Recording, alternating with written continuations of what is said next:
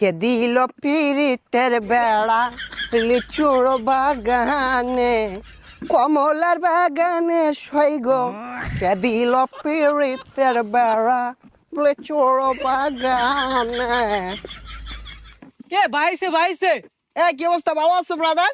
ভাই আপনি তো পুরাই চেঞ্জ হয়ে গেছেন ভাই, কেমনে কি আগে তো খেত কামারে কাজ করতাম।